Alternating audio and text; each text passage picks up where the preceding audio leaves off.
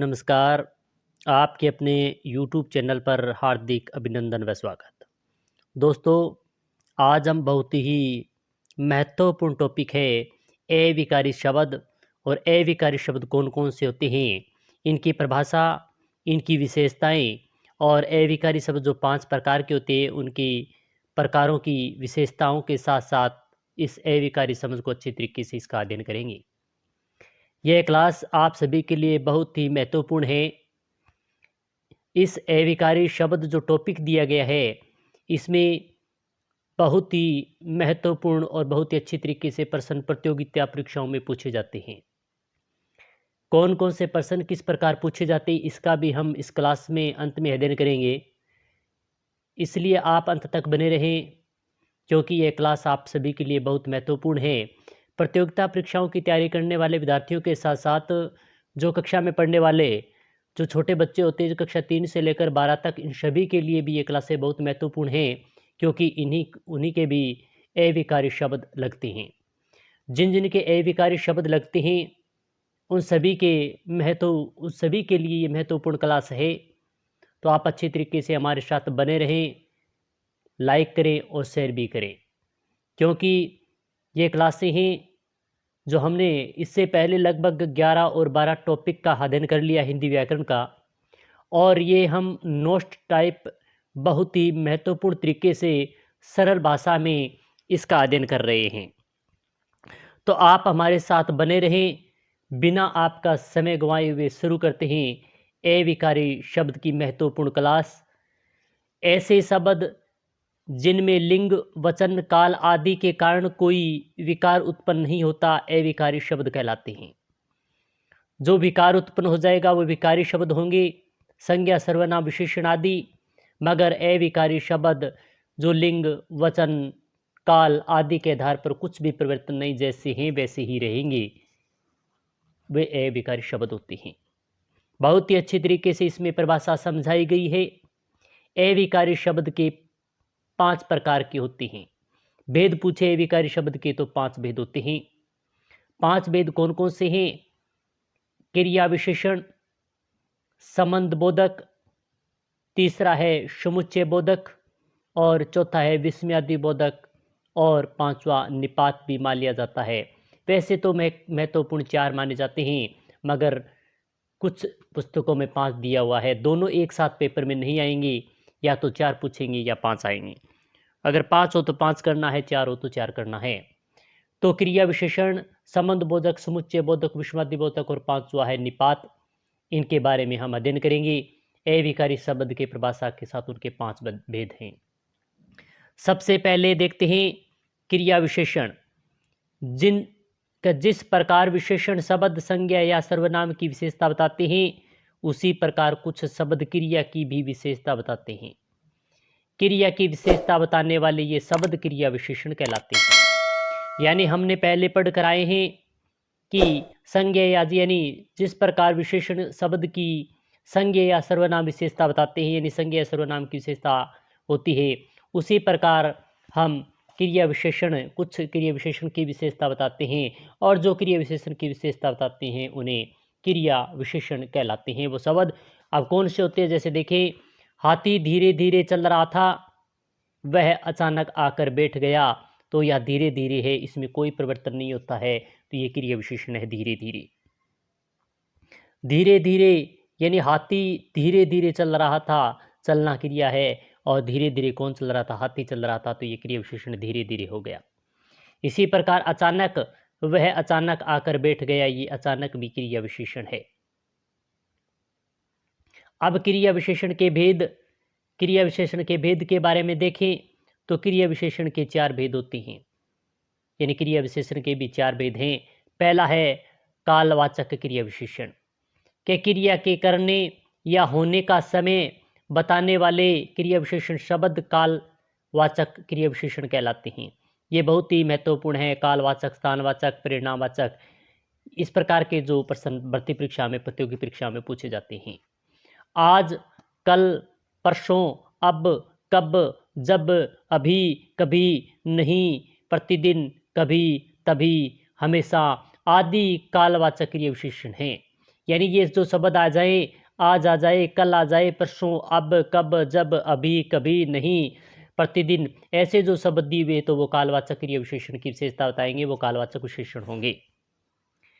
कालवाचक क्रिया विशेषण होते हैं जैसे वह प्रतिदिन खेलता है, तो ये प्रतिदिन उसका नियमित रूप से खेलने का काम है, तो वह भी क्रिया विशेषण का एक भेद है, कालवाचक क्रिया विशेषण का होगा। यहाँ पर चित्र के माध्यम से भी बहुत अच्छी तरीके से इसमें समझाया गया है। दूसरा है स्थानवाचक क्रिया विशेषण। क्रिया के करने या होने के स्थान बताने वाले क्रिया विशेषण शब्द स्थानवाचक क्रिया विशेषण कहलाते हैं। यानी क्रिया के करने या होने का स्थान बताने वाले जो क्रिया विशेषण शब्द होते हैं, वहाँ पर स्थानवाचक क्रिया विशेषण होता है या कहलाते हैं। जैसे इधर, उधर, किधर, हम और, उस और, भीतर, बाहर, बाएं, दाहिने, नीचे, आगे, पीछे, पास, दूर आदि स्थानवाचक क्रिया विशेषण होते हैं। ये जो दिए गए हैं, जो शब्द दिए गए हैं, ये स्थानवाचक क्रिया विशेषण के हैं। अब जैसे उदाहरण देखें, मुन्ना भीतर सोया है। भीतर जो शब्द आगे, इसमें कुछ क्रिया, संज्ञा, सर्वनाम के आधार पर इसमें कुछ भी परिवर्तन नहीं कर सकते। तो ये भीतर जो दिया गया है, ये स्थान का नाम है, यानी भीतर अंदर किसी स्थान पर है, सोया हुआ है, तो वहाँ पर क्या है कि स्थानवाचक क्रिया विशेषण होगा। तीसरा है परिमाणवाचक क्रिया विशेषण। क्रिया के परिणाम, परिमाण या मात्रा को बोध कराने वाले क्रिया विशेषण शब्द परिमाणवाचक क्रिया विशेषण कहलाते हैं। जैसे अत्यंत शब्द हो, थोड़ा, खूब, कितना, उतना, इतना, पर्याप्त, तनिक, कुछ, प्राय, जरा, लगभग, अल्प, अधिक आदि परिमाणवाचक क्रिया विशेषण हैं। जैसे आजकल खरबूज खूब आने लगे हैं, आजकल खरबूजे खूब आने लगे हैं, तो खूब यहाँ पर आने लगे हैं, तो ये खूब मतलब परिणाम के बारे में बता रहा है, मात्रा के बारे में बता रहा है कि खूब यानी बहुत सारे आने लगे हैं, तो ये परिमाणवाचक क्रिया विशेषण होगा। चौथा अंतिम है रीतिवाचक क्रिया विशेषण। क्रिया करने या होने की रीति अथवा तरीके का बोध कराने वाले शब्द रीतिवाचक क्रिया विशेषण कहलाते हैं। शीघ्र, जल्दी, धीरे, तेज, शांतिपूर्वक, मुस्कुराकर, अचानक, एकाएक, सहसा, झटपट, ध्यानपूर्वक, कदापि, अकस्मात आदि रीतिवाचक क्रिया विशेषण हैं। जैसे मौसम साफ था, वर्षा अकस्मात होने लगी, यानी अचानक होने लगी।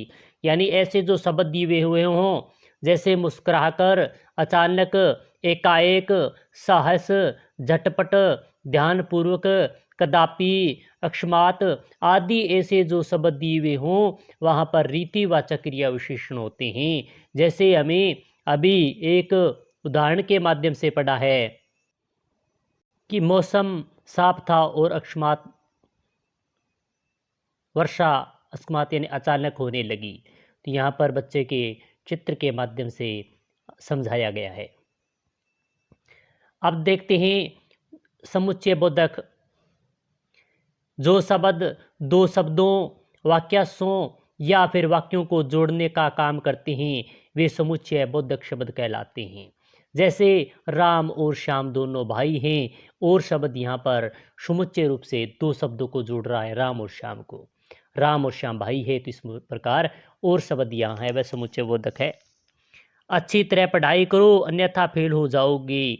यहाँ पर अन्यथा शब्द के द्वारा अच्छी तरह से पढ़ाई करो ये शब्द और फेल हो जाओगे, तो इन दोनों शब्दों को जोड़ दिया गया। तो इस कारण जो शब्द दो शब्द हों और जिन वाक्यों के साथ जिन शब्दों के द्वारा जोड़ा जाता है, वहाँ पर समुच्चय बोधक शब्द होता है। अब समुच्चय बोधक के कार्य देख लेते हैं। समुच्चय बोधकों के कार्य, समुच्चय बोधक शब्दों के चार प्रमुख कार्य हैं। पहला है दो शब्द, वाक्यों या वाक्यांशों को जोड़ना। जब समुच्चय बोधक दो शब्दों, वाक्यों या वाक्यांशों को जोड़ने का काम करते हैं, तो उन्हें संयोजक कहते हैं। जैसे अर्जुन और कर्ण दोनों वीर योद्धा थे, और के द्वारा जोड़ दिया गया।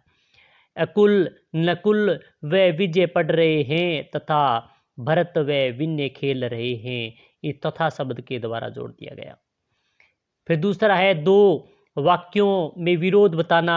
मोहन मेहनती है परंतु उसका भाई आलसी है, परंतु के द्वारा जोड़ दिया गया।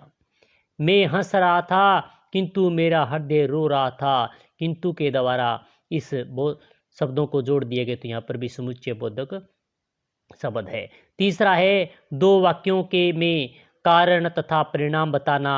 मैं बीमार था इसलिए कक्षा में उपस्थित नहीं हो सका। और आगे वाला उदाहरण है वह उदास है क्योंकि उसका कोई साथी नहीं है। चौथा है इसमें दो वाक्यों में विकल्प बताने के लिए होता है, जैसे आप चाय लेंगे अथवा शरबत लेंगे, आप घर चलेंगे या वापस जाएंगे, और तथा किंतु परंतु नहीं तो कि अथवा अतः क्योंकि इसलिए आदि प्रमुख समुच्चय बोधक शब्द दिए हुए हैं जो आपस में जोड़ने का कार्य करते हैं। आगे वाला है संबंध बोधक। अविकारी शब्द संज्ञा या सर्वनाम के साथ आकर उनका संबंध बताने के साथ अथवा अन्य शब्दों के साथ जोड़ने वाले शब्द संबंध बोधक शब्द कहलाते हैं। यानी संज्ञा या सर्वनाम के साथ आकर उनका संबंध वाक्य के अन्य शब्दों के साथ जोड़ने वाले शब्द संबंध बोधक शब्द कहलाते हैं।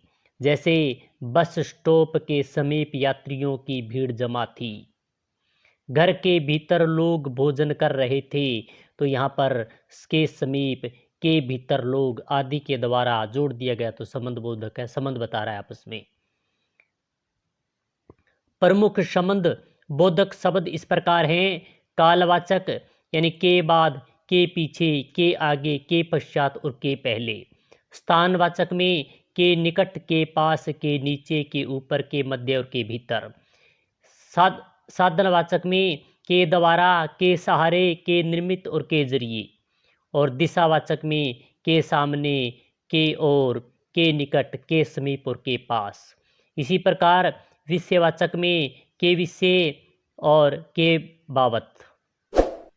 और छठा है संग्रहवाचक में तक, भर, समेत। और हेतु सूचक में के लिए, के शिवा, के हेतु, के कारण और के अतिरिक्त। और विरोध सूचक में के प्रतिकूल, के विरुद्ध, के विपरीत और के उल्टा।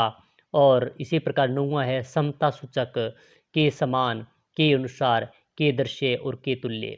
और 10वां है सहर सूचक के संग, के समेत और के साथ आदि। ये संबंधवाचक शब्दों के प्रकार थे। आगे वाला है विस्मयादि बोधक। जब हम बातचीत करते हैं तो कभी कभी अचानक हर्ष, शोक, दुख, घृणा को प्रकट करने वाले शब्द हमारे मुख से निकलकर हमारे मनोभाव में प्रकट करते हैं। यानी हम आपस में बात करते हैं और अचानक हमारे मुख पर हर्ष, शोक, दुख, घृणा के भाव प्रकट हो जाते हैं। ये शब्द मुख के से निकलकर मनोभाव में प्रकट हो जाते हैं, तो वह विस्मयादि बोधक शब्द होते हैं। हर्ष, घृणा, क्रोध, दुख, भय, शोक आदि मनोभावों को प्रकट करने वाले ये शब्द विस्मयादि बोधक कहलाते हैं। विस्मयादि बोधक शब्दों का प्रयोग वाक्य के आरंभ में किया जाता है। इन शब्दों के बाद विस्मयादि बोधक चिन्ह लगा होता है। विस्मयादि बोधक शब्दों को वाक्य के अन्य शब्दों से कोई संबंध नहीं होता। कुछ विस्मयादि बोधक इस प्रकार हैं। पहला है हर्ष सूचक आहा, वाह, आहो आदि। प्रशंसा सूचक में खूब, शाबाश, बहुत अच्छा आदि। ये विस्मयादि बोधक चिन्ह इनके लगा हुआ है सभी के। व्यय सूचक में बाप रे, हाय राम आदि। और शोक सूचक में हाय, आ, उफ आदि। और इसी प्रकार 5वां है आश्चर्य सूचक हे, अरे, क्या, अहो आदि। और चेतावनी सूचक में सावधान, होशियार, खबरदार आदि। और घृणा सूचक में छी छी, धत आदि। और 8वां है स्वीकृति सूचक जी हाँ, अच्छा, बहुत अच्छा, हा हा हा आदि। और संबंध सूचक में अरे, ओ, सुनो आदि। और अंतिम है 5वां निपात। किसी शब्द अथवा पद के बाद लगकर उसके अर्थ के विशेष बल प्रकट करने वाले अविकारी शब्द निपात कहलाते हैं। भी, ही, तो, तक भर केवल मात्र आदि कुछ निपा शब्द हैं। जैसे मैं जीवन भर आपका ऋणी रहूँगा, मुझे मात्र 100 रुपये की ज़रूरत है, समुद्र पार करने का कार्य हनुमान ही कर सकते हैं, आप तो बहुत बुद्धिमान है, मुझे केवल 2 दिन की मोहलत और दीजिए, मैं भी उसके मिलने उसके घर जाऊंगा। इस प्रकार ये शब्द हैं वो निपात होते हैं। जैसे मात्रा दिया हुआ है, इसमें ही दिया हुआ है, तो केवल भी ये जो शब्द दिए हुए हैं ये निपात के रूप में प्रयुक्त होते हैं। किसी शब्द अथवा पद के बाद लगकर उसके अर्थ विशेष पर बल दिया जाता है, जिस पर आप दिया मुझे मात्र सिर्फ यानी मात्र या सिर्फ 100 रुपये चाहिए, तो यहाँ पर मात्र पर ज़्यादा दबाव दिया गया तो ये निपात है। आओ महत्वपूर्ण बिंदुओं को दोहराएं कि जिन शब्दों में काल लिंग वचन के कारण कोई परिवर्तन नहीं आता उन्हें अविकारी शब्द कहते हैं। ये शब्द अविकारी शब्द की परिभाषा है कि लिंग काल वचन और के कारण कोई परिवर्तन नहीं आता, वे अविकारी शब्द हैं। अविकारी शब्द 5 प्रकार के होते हैं: क्रिया विशेषण, समुच्चय बोधक, संबंध बोधक, विस्मयादि बोधक और निपात। ये 5 प्रकार के होते हैं। कभी प्रतिपरीक्षा में 4 प्रकार की पूछ लिया तो वो भी तो सही होता है, निपात को नहीं मानता।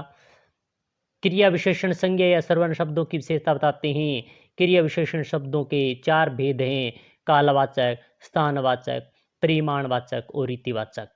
संबंध बोधक संज्ञा या सर्वनाम के साथ जुड़कर उनका संबंध वाक्य के अन्य शब्दों के साथ बताते हैं।